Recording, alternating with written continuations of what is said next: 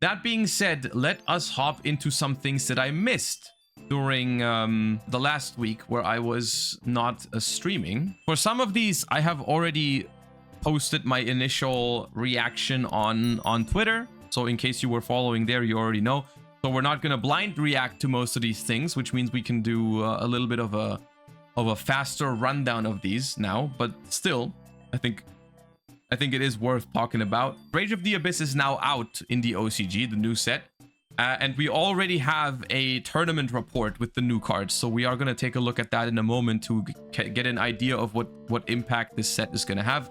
But first and foremost, some of the interesting cards that still came out. Centurion has gotten a pretty strong wave of support in this set, and we'll talk about those now.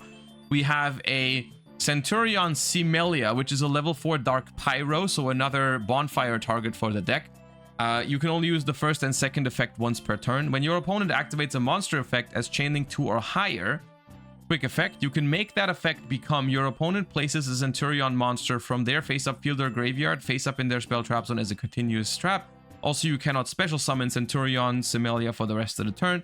During the main phase, if this card is a continuous trap, you can special summon it. This card is the weaker out of the two. We will talk about the level 8 synchro in a bit. But even as the weaker of the two, I think this card still has some merit to it and is a good card. Because if you already have combo, you can play this as like a one-of option for like your Emblema Oath or your Bonfire to potentially outplay certain hand traps, right? But you would only play this in pure Centurion. But let's say you have, I don't know, let's say you have a normal summon of Primera and you already have a Emblema Oath in your hand. You could hypothetically go Emblema Oath, put this in your spell and trap zone, summon it out, normal summon Primera, activate effect. If your opponent wants to Veiler it, you can chain this. You can also just keep the Emblema Oath as an extender in your hand though. So I think this card is not as crazy. Like this card is just okay. Especially because it also does not beat Nibiru, which is a good thing, by the way. I like the fact that they don't make this card super broken because obviously its main purpose is to interact with hand traps. And I think that is not the best design direction, is to give decks crazy combos and then also make them immune into hand traps. So this card being only okay is a good thing. This next card though is crazy. This level 8 synchro over here. Centurion Primera Primus. Level 8 light spellcaster synchro tuner. Generic. You can only use the first and third effect once per turn. If this card is synchro summoned, you can add an Emblema card from your deck or graveyard to your hand. Then you can destroy one card you control and a card your opponent controls. This first effect alone is incredible because it makes Emblema cards searchable now. Especially Emblema Oath, which means that it also makes Centurion Atri a lot better from Infinite Forbidden. Thank you for the 27, Farfa. Hope you had a good trip home. This card's crazy because searching Emblema makes Atri so much better. You can now full combo and get draws during it with Atri. The fact that it's generic is also crazy, right? Like you can now, any deck that can make level 8 synchros can now go into Emblema Oath into Centurion combos. Very powerful. So really, really good. This special summon card cannot be destroyed by battle unless it was summoned from the extra deck. If a face-up Centurion card leaves the field by an opponent's card effect, you could special summon this card from the graveyard.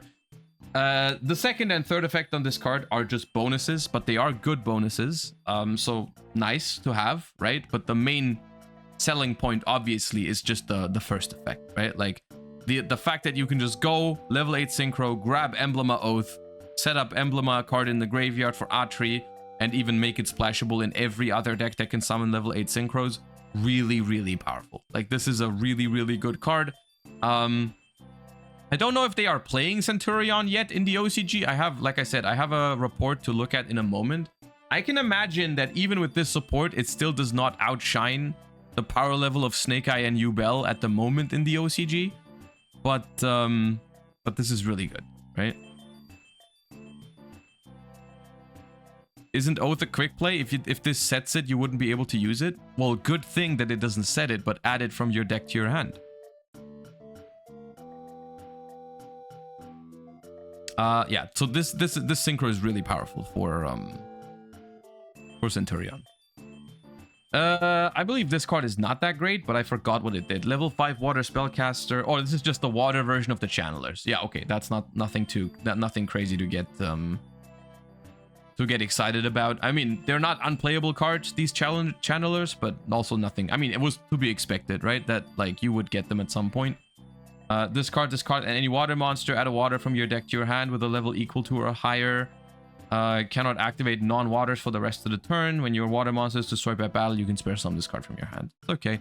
I guess water is a specifically good archetype for this because the Atlanteans trigger when you discard them for cost, right? So like you pitch Dragoons or something for this. It's pretty nice. So yeah, probably good. And then we have some others. Transient Titan of Tartarus. Level 9 Earth zombie effect monster. You can only use the first or second effect of this card's name per turn and only once that turn. If this card is sent from the deck to the graveyard, send as many cards you control as possible to the grave, and if you do, special summon this card. Then send cards your opponent controls to the grave up to the number of cards sent to the grave by this effect. Neither player can activate monster effects in response to this effect's activation. When I read this for the first time, I felt like this was somewhat interesting of a like tech card, because it's kind of like a board breaker that your opponent cannot negate with monster effects. So you just like send a bunch of your cards to the graveyard, and then you send your opponent's stuff to the grave as well. The question is just, how do you get to send this card to the graveyard, right?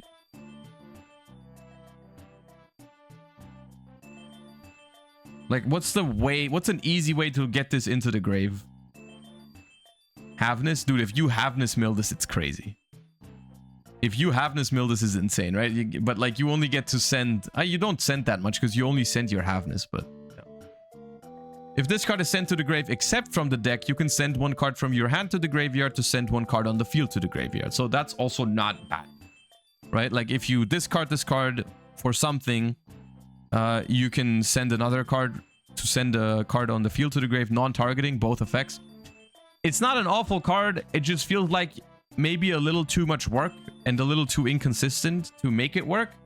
But I would say for a pack filler and last minute announcement kind of card, it's definitely more interesting than other stuff in the past. But yeah. Perfect Lander, level 2 Earth Beast Flip. If this card is sent from hand or deck to the grave, special summon it in face down defense position. If a monster is sent from the hand and or deck to the grave while you control this monster that was flipped face up, target one of them, special summon it in face down defense position. If this card is sent from hand, special summon it face down. If a monster is sent from hand or deck. This is just pack filler, right? Because it summons itself face down, so you gotta do some work to get it face up. This is not great. We got Newbee. The wannabe cards are getting an archetype, supposed. You can only special summon with the first effect once per turn. You can only use the second effect once per turn. If you have a monster with 0 attack and defense in your grave, you can special summon this card from your hand. If this card is special summoned from the hand, you can apply these effects in sequence. Add a light insect from your grave to your hand, except Newbee. Place one trap from your grave or banishment on the top or bottom of the deck. So this card is like specifically good if you start with Wannabe, right? Because then you can special this and add the Wannabe back to your hand. I don't know if there's other great synergies with light insects. I'll just say, as long as there is only Wannabe and Newbee, I don't think it's a playable combination, because like, if you don't have Wannabe, this card is not good, right? Because you can special summon it, but then like, I don't know. It's, yeah.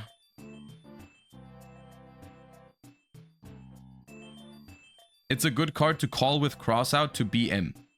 Oh, you're gonna call your opponent a Newbie in Master Duel because you select it with Crossout? Okay, cool.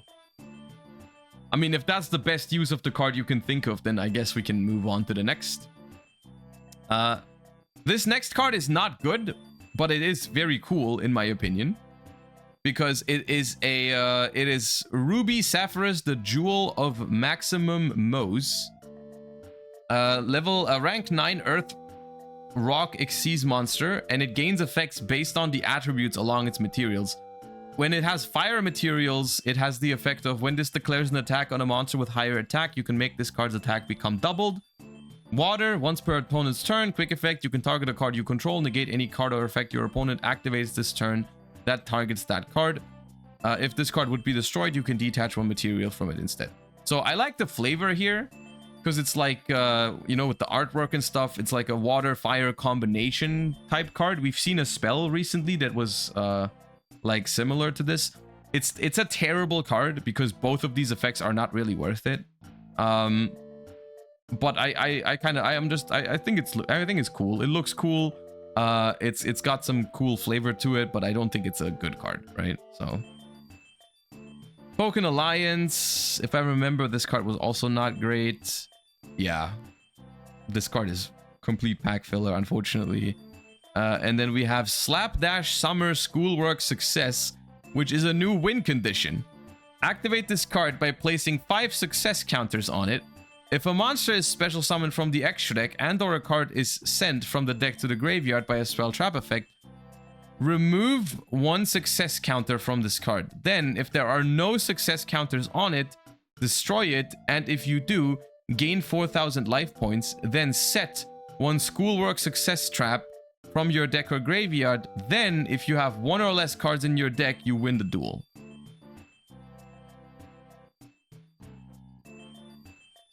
So a super convoluted win condition. Because you basically have to play the game all the way until you have no more cards in your deck. And then the problem is also the success counters. Like it's not optional to destroy this card. So basically the condition is impossible. So it's mostly like a meme funny card, you know? But you still want to, whenever they release a meme funny card, you still want to read it and make sure it's not actually good. Because remember what happened with the last Equation Cannon, right? I'm sure they thought like, oh, we're going to make another meme card here. And then suddenly it was good. This one I don't think is actually good.